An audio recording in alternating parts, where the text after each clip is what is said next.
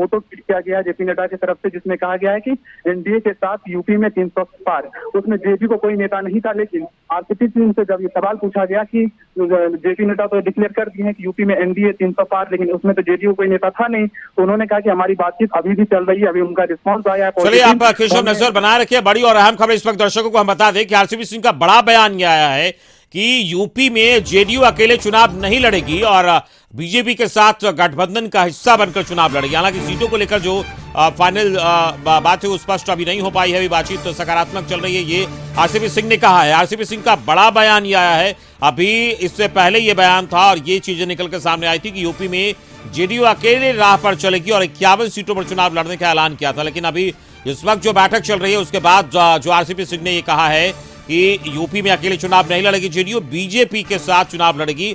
हमारे साथ bureau chief Ashok Mishra जुड़े हैं, हम उनके पास चलेंगे।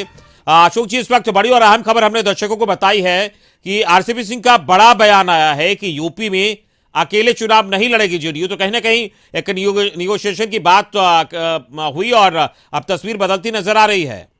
बिल्कुल, देखिए जिस तरह से जदयू ने दबाव बनाया था और पार्टी की जो बैठक चल रही थी उसमें जो मंथन हुआ उसमें आरसीपी भी मौजूद थे और आरसीपी ने बैठक के बाद जब वो बाहर निकले हैं तो उन्होंने वहाँ हमारे रिपोर्टर और मीडिया कर्मियों से बातचीत में कहा है कि जदयू यूपी में अकेले चुनाव नहीं लड़ेगी और वहाँ वह बीजेपी के साथ मिल कर के लड़ेगी।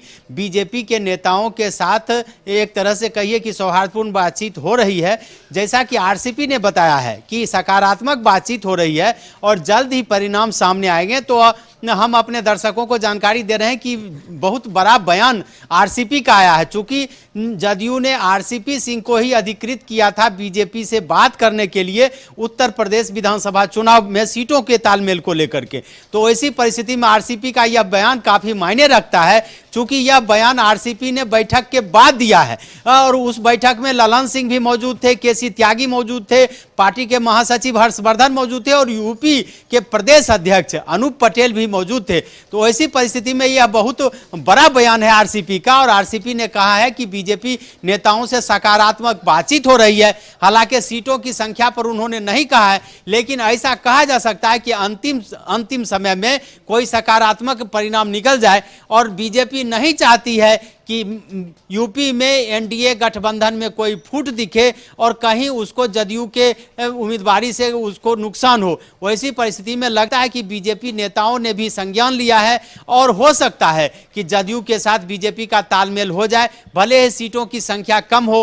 हालांकि पहले बीजेपी के नेताओं का कहना था और जदयू के विरोधियों का कहना था कि जदयू को 51 उम्मीदवार भी नहीं मिल पा रहे हैं, लेकिन कल जिस तरह से केसी त्यागी ने 51 उम्मीदवारों की सूची लेकर के दिल्ली प्रस्थान किया था और उन्होंने कहा था कि उम्मीदवारों की सूची और विधानसभा चयन कर लिया गया है, वैसी परिस्थिति में लगता है कि केंद्रीय नेतृत्व जो है बीजेपी का केंद्रीय नेतृत्व इन बातों को की नोटिस लिया है और संभव है कि यूपी में जदयू और बीजेपी के साथ गठबंधन हो जाए। यह अब तक क्या अशोक ये माना जाए कि जो केंद्रीय नेतृत्व है उसके दखलंदाजी या उसके बीच में आने के बाद ये मोड़ आया है इस प्रकरण में?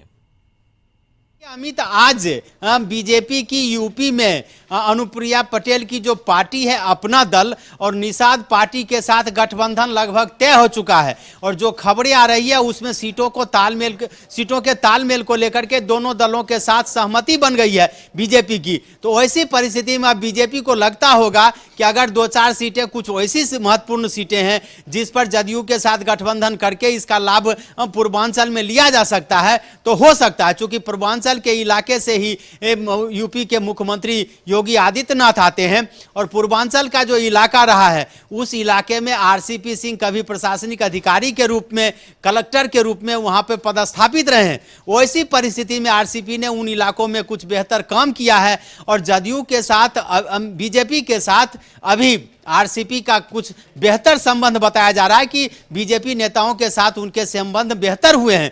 वैसी परिस्थिति में हो सकता है कि बीजेपी भी जदयू को खोना नहीं चाहता होगा और खास करके आरसीपी के साथ बीजेपी का संबंध और बेहतर हो, मजबूत हो, आरसीपी का कद पार्टी में बढ़े। इसलिए बीजेपी के नेता भी चाहते होंगे कि आरसीपी को जो दायित्व मिला है उस दायित्व में बीजेपी भी उन्हें सहयोग करे और जिस तरह से आरसीपी ने दावा किया है अब कुछ देर और इंतजार करना पड़ेगा। कल भी हमने दर्शकों को बताया था कि पार्टी की जो प्रदेश इकाई है उसने फैसला लिया है, केंद्रीय समिति ने अभी फैसला नहीं लिया है। और आज केंद्रीय समिति की बैठक के बाद आरसीपी का जो बयान आया है, हम अपने दर्शकों को बताना चाहते हैं कि जदयू अभी भी निराश नहीं है। जदयू को उम्मीद है कि अंततः बीजेपी के साथ उसका तालमेल हो जाएगा। इस पूरी बातचीत के लिए बहुत बहुत शुक्रिया आपका। अशोक मिश्र ब्यूरो चीफ हमारा इस वक्त बता रहे थे किस तरीके से जो बड़ा बयान आया है आरसीपी सिंह का, और साफ तौर पर उन्होंने ये कहा कि यूपी में अकेले चुनाव नहीं लड़ेगी जेडीयू, और कहीं ना कहीं बीजेपी का हिस्सा बनकर ही चुनाव लड़ेगी। और अभी बातचीत सकारात्मक चल रही है, देखना होगा क्या कुछ निकलकर सामने आता है। फिलहाल वक्त